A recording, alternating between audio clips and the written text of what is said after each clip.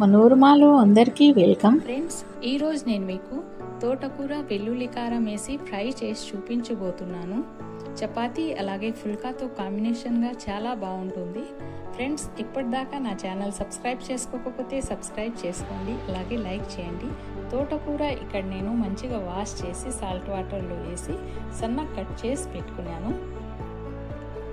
అలాగే దీంట్లోకి ఒక 5-6 రెబ్బలు వెల్లుల్లి, 5-6 పచ్చిమిర్చి, అలాగే 2 పెద్ద సైజ్ ఆనియన్ కట్ చేసి పెట్టుకున్నాను.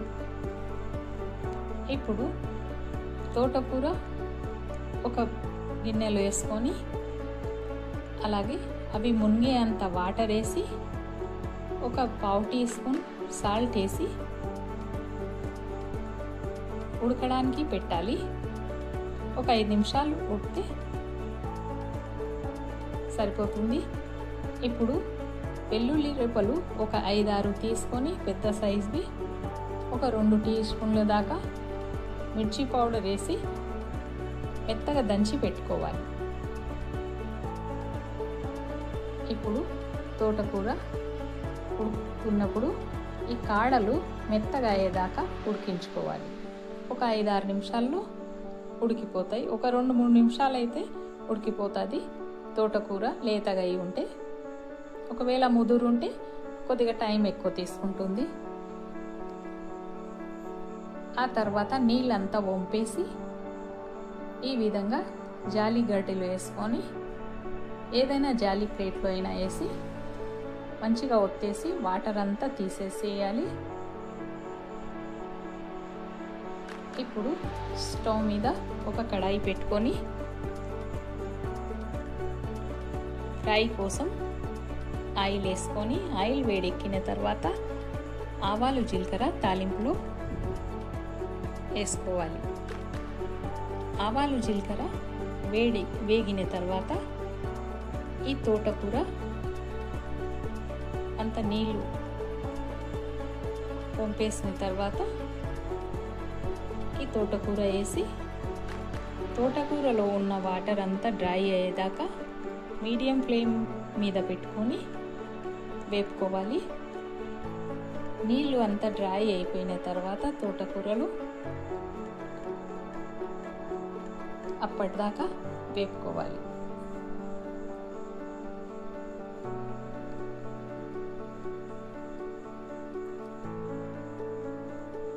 ఇప్పుడు దీంట్లో ఒక 1/2 టీ స్పూన్ సాల్ట్ వేసి కలుపుకోవాలి.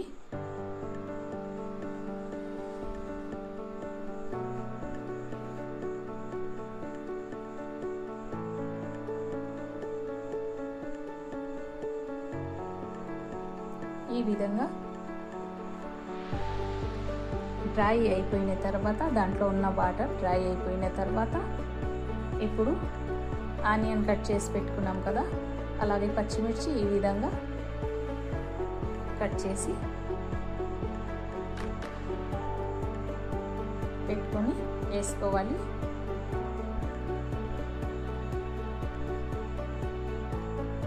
ఇప్పుడు ఆనియన్ సాఫ్ట్ అయ్యి వేగిపోయేదాకా సిమ్లో పెట్టుకొని వేపుకోవాలి.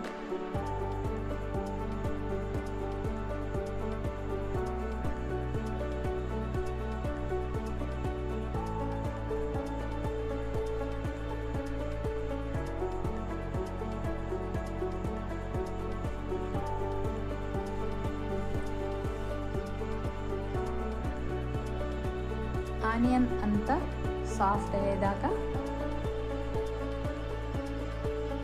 మనకి ఎంత టేస్ట్ ఇష్టపడతామో ఆనియన్ అంత దాకా వేపుకోవాలి. తోటకూర ఆల్రెడీ ఉడికిపోయింది కనుక అది మనకి ఎంత డ్రైగా కావాలనో అంత దాకా వేపుకోవాలి. ఇప్పుడు వెల్లుల్లి కారం తయారు చేసుకున్నాం కదా, ఒక 2 స్పూన్ల దాకా వెల్లుల్లి కారం వేసి అలాగే 1 స్పూన్ ధనియాల పొడి వేస్తున్నాను.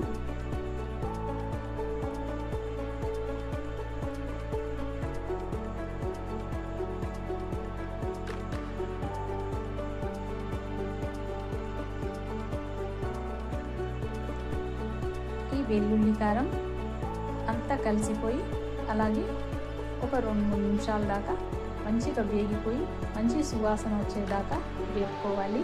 ఒక 2-3 నిమిషాలు ఆనియన్ వేగిపోయిన తర్వాత ఇవి వేసుకోవాలి. వేసి ఒక 2 నిమిషాలు ధనియాల పొడి అలాగే వెల్లుల్లి కారం వేసి వేపిన తర్వాత దింపేసుకోవాలి.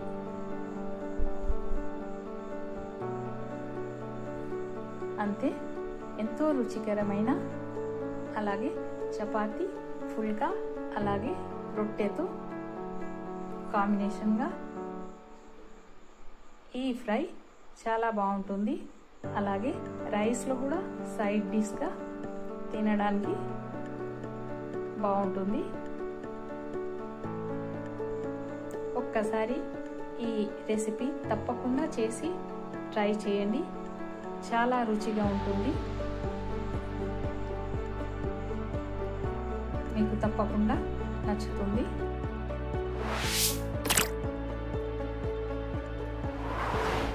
Please like and subscribe.